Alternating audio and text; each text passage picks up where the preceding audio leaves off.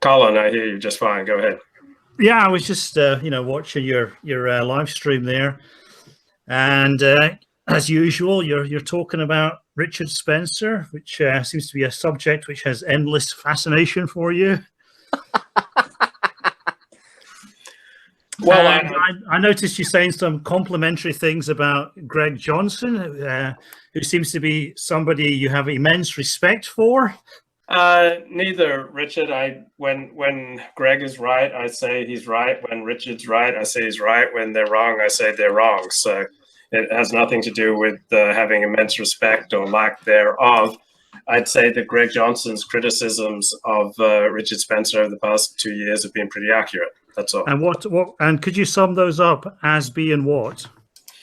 I think Greg believes that the alt-right should be an elite movement that should stay away from in real life activism, and I think he's been proven right, because when the alt-right goes into real life, they can't control who shows up to their events. The media, so the type of people who will show up to their events will be, generally speaking, the people with the least to lose. Right. And the media will focus on them as a bunch of losers. Yes, we all know that. So the type of people you're referring to are these kind of like stormer-tards, people like Weave and Andrew Anglin, people who wave around Nazi flags, etc. Yeah.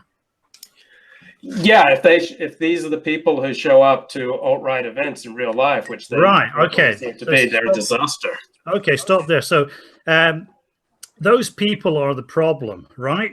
Whether you're online or whether you're trying to do some kind of protest somewhere or some kind of march, those kind of people are the problem. Now, would you say that Greg Johnson disassociates himself from people like Weave and Andrew Anglin?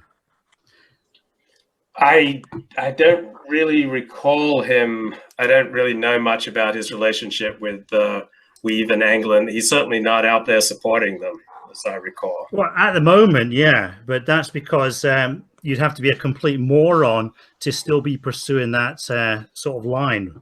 Now, how long has Greg Johnson been right about the direction of the alt-right?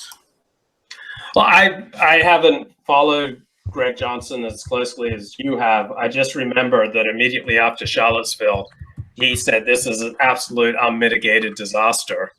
And I think he was right about that. And so he also had a criticism that the alt-right flourished when Richard Spencer had nothing to do with it, and it crashed when Richard tried to take back control of it. And I think that was also an accurate criticism. So I don't follow Greg Johnson on a daily basis, but some of those criticisms seem to me to be accurate. Yeah, but then as recently as May 2016, Greg Johnson was trying to cozy up to the Daily Stormer. The reason he said that Charlottesville was a disaster wasn't because he actually thought it was a disaster, but Greg Johnson always takes the opposite position to Richard Spencer. There's a kind of symbiosis between the two of them. Whatever Richard says, Greg Johnson tends to say the opposite. Now, this has been going on for bloody years and years. Like when Richard Spencer was married to Nina, he took a much more positive view of Russian nationalism. And of course, Greg Johnson, who's a kind of anti-Spencer, took the opposite view. He was a big supporter of the Ukraine. And, Spencer supported this idea of white nationalism, this kind of blended white nationalism. And so, of course, Greg Johnson, he went for the exact opposite view, which was he believed in all these particular kind of European nationalisms, these national nationalisms, instead of this conglomerated white nationalism that Spencer kind of goes on about. Yes, that seems pretty accurate. And he has the advantage of being right about his disagreements with Richard over the past 2 years, in that pretty much every strategic decision Richard has made over the past 2 years has proven to be a disaster for the alt-right. Yeah, right. So if you're Greg Johnson and you hate Richard Spencer for whatever personal reasons, you're going to take opposite positions to Richard Spencer. Now, Richard Spencer is such a complete idiot, and he gets everything so wrong. So if you hate Richard Spencer, you take opposite positions to Richard Spencer, you become a de facto genius. Well, yeah, the past 2 years in particular, maybe even the past 3 years. Yeah, but if Richard Spencer started to do something right, then Greg Johnson would start being the moron. Right. So we'll have to wait to see if that happens. But I think Greg Johnson has a point in trying to make the white nationalist movement for elites, because you don't want these, the horrible optics. You don't want this to be like the Clark brothers. Clark brothers were huge Richard Spencer fans.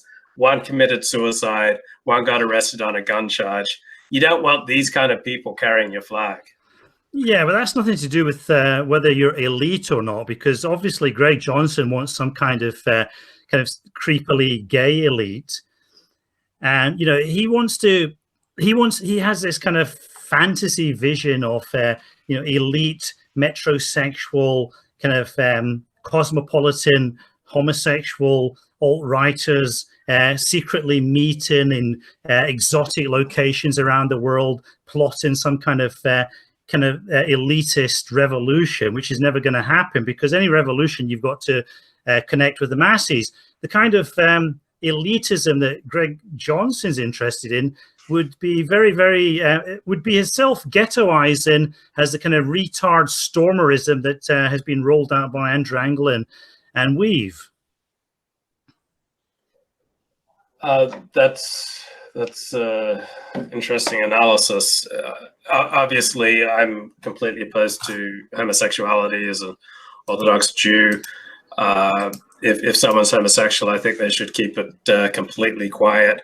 I believe that any healthy society or any healthy movement has to put an absolute ban on any open public expressions of homosexuality. And so there is this old critique of white nationalism that is 1/3 gay, 1/3 criminals, and 1/3 federal informants. And I think there's something to that. Right, because both gays and gays love to dress up. The more, the 1488 crowd loves to dress up. These are not people that you want representing or leading your movement. Yes, and so the alt-right has had this kind of sort of twisted, sexy, perverted atmosphere for a long time, and that's sort of drawn in these kind of dysfunctional types. And so I think that's where they went wrong. I mean, they should have made it much more repellent to those kind of thrill seekers. They should have made it much more appealing to normies. But of course, the normie is a figure of disdain in the alt-right. And so, they do everything in their power to make it repellent to normies and to attract all these dysfunctional types.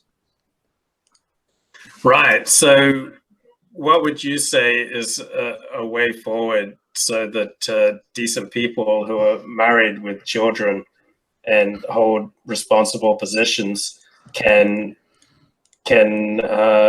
publicly affiliate themselves with the movement?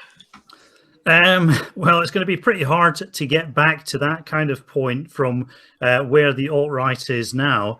I think the alt-right has to just run down the road it's built for itself. It has to keep on going in its own stupid direction and just disintegrate.